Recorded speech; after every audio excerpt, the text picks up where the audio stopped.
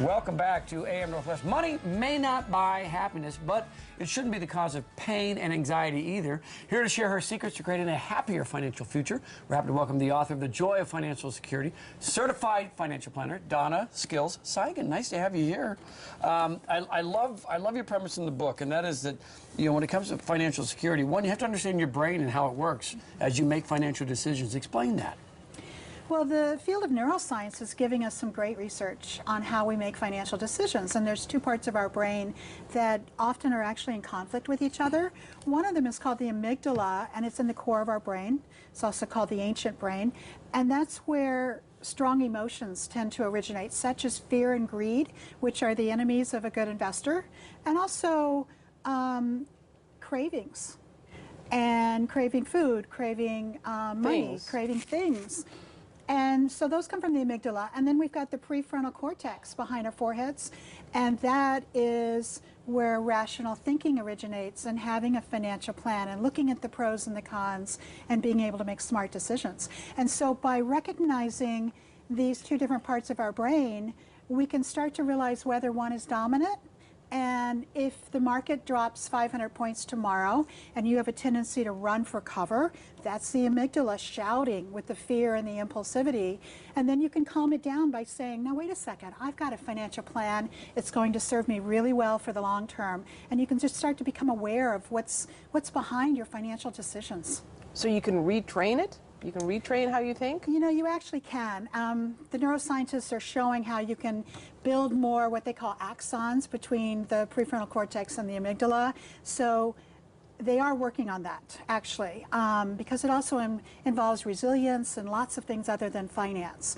But one way that you can make sure you make better decisions is by having a plan and knowing what your goals are and knowing what you want your asset allocation to be long term. And so when the market goes into gyrations, your attitude can be, I don't care, I'm going to be perfectly fine because I've got a plan. Yeah, my investment is for the next 25 years, not the next 25 minutes or days. Exactly, and then you're not at the mercy of the next economic downturn. All right, let's talk about some of the other things you get into in the book, which I find fascinating. One of the things you say is you have to figure out how money fits into your sense of purpose, and you talk about you know, when you spend money, spending on things or experiences, you know, sometimes you don't get any gratification by spending on things. You know, I feel so strongly about that. I think that there's this pressure to keep up with the Joneses in our society, and that's just spending money on things. And it gets us into a lot of trouble with financial security. And so if we can keep our focus on experiences and family and friends, our relationships are so important in the psychology research in terms of making us happier and nurturing our creativity and focusing on gratitude. We need to manage our money wisely, we need to spend it wisely, but those other things are what I think will truly make our lives rich. So a trip over a brand new car is always going to be more beneficial. Yeah, you know, I encourage people, if they see their neighbor just got a new car, and I think maybe it's human nature, we start to think, well, you know, my car's kind of old, maybe I need a new car. But if you can very deliberately say, you know, my car's 8 years old and it'll last till 12 and I don't need a new car. I'd rather go on that vacation. I'd rather spend more time traveling to see my kids or whatever. I think it has a huge impact on our happiness. What about the importance of simplifying your life? Well, I happen to think that one's huge too. My personal mission during July and August is to purge my home and purge my office. And I've warned my husband about this. He's actually on board, so he's helping me do it. But when we simplify our lives, it has a huge impact. It's not just stress and clutter. It actually frees up energy. And with our finances, I find that if people are avid savers, they tend to have accounts scattered everywhere. And so if I work with a new client, it's not unusual. They have 12 different accounts. You know, they've heard, well, T. Rowe Price has this, and Vanguard and Schwab, and all of these different accounts. And the first thing I encourage them to do is consolidate so that they can manage it better going forward. Yeah, and plus, one big balance looks much nicer than 12 small ones. It does. Doesn't it indeed?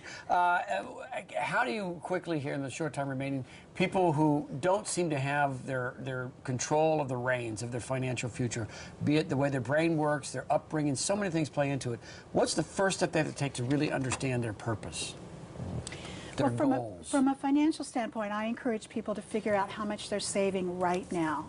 And in the book, but also on my website, there are tools for figuring out your saving, and then do a net worth statement, and that's a starting point. And if you follow some really simple steps, you will see tremendous progress next year when you update it. So I encourage people to not be intimidated by money and to really take control of it and move forward. All right, very good. It's a great book, The Joy of Financial Security, available in all the places where books are sold. Thanks for coming by today. Thanks so much for having me.